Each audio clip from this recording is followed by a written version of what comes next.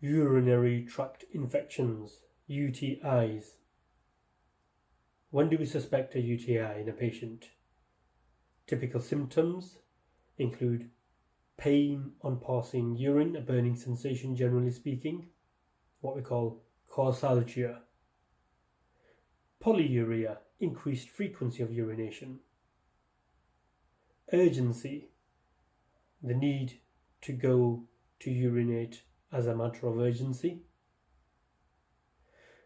If there is a strong smelling urine or foul smell, so strong odour and or strong discoloration, both in the absence of dehydration.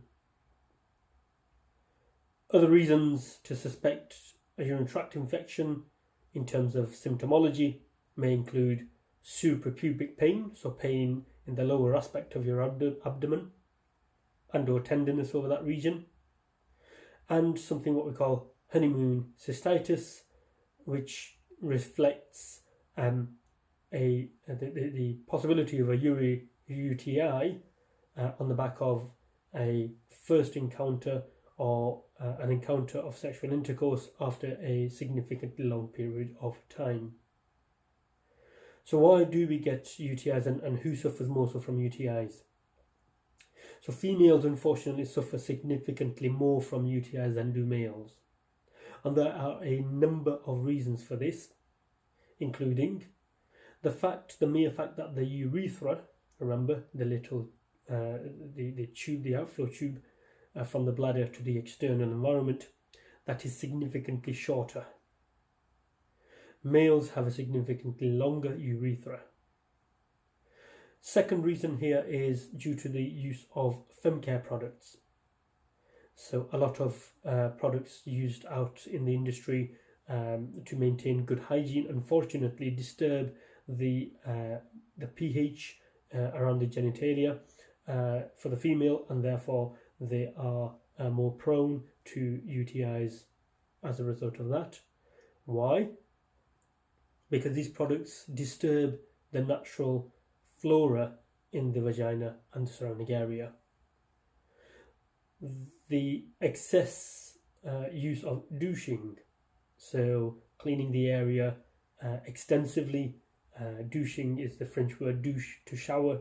So if ladies unfortunately exert excessive pressure with water and or otherwise, that will again disturb the vaginal flora and remove the natural protective bacteria in that and the microbes in that region, and therefore allow colonization of bacteria in and around the area, again manifesting as a UTI. A very common one in younger patients, unfortunately, is one where they might wipe from the back passage from back to front. Now, the most common bacteria or the pathogen that causes UTIs is E. coli, Escherichia coli. E. coli is in fact an enterobacter, which means that it is found naturally inside the gut. When we therefore pass fecal matter through the back passage, some of the E. coli will reside in and around the back passage. When the female or the patient then wipes from back to front, they will transfer the E. coli from the back passage towards the frontal regions, and therefore again allow colonization of the E. coli, thus leading to a UTI. Patients who suffer from diabetes, type 2 diabetes or type 1 for that matter, unfortunately will also potentially be at higher risk of UTIs. And the very reason for this is because in diabetes we have glycosuria, the presence of glucose in the urine. Some of that glucose will remain in and around the external urethral orifice, and therefore this will act as a nutrient medium for the E. coli to again colonize and grow. So the glycosuria will leave glucose, which will act as a nutrient medium. And patients who are postmenopausal or of a significant age, again, are at greater risk of developing UTIs. And the reason for that is because postmenopausal women or those suffering from vaginal atrophy unfortunately have a reduction in the natural vaginal flora, and therefore that natural protection is unfortunately limited and or removed. So these are greater vulnerabilities and greater risk. We've said the symptoms. On a urine dip or a urinalysis, we will detect nitrites, because what E. coli does is it converts nitrates found in urea, the nitrogen containing aspect of urine. The nitrates are converted to nitrites, and so these are detectable on the test strips. If you have negative in nitrites but positive in leukocytes, this may indicate an ascending UTI.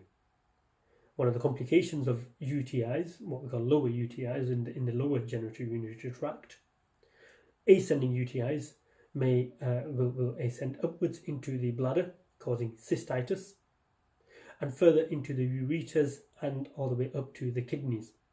Here they may cause pyelonephritis.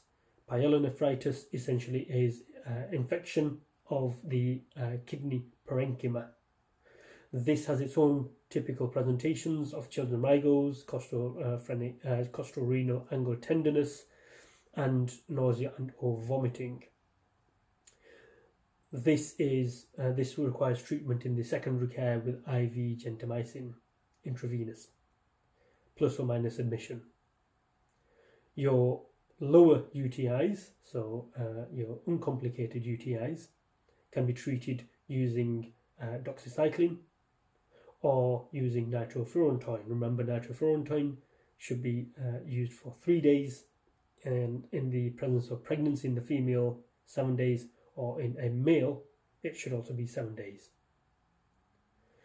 In the presence of allergies, we may consider the use of cephalosporins, or if we are finding UTIs are recurring, again we may consider second line treatments. So there you are, UTIs, urinary tract infections, complications of UTI being pyelonephritis, and what it is we will see on a urine dip, and why we will have the certain findings that we do. Thank you for watching.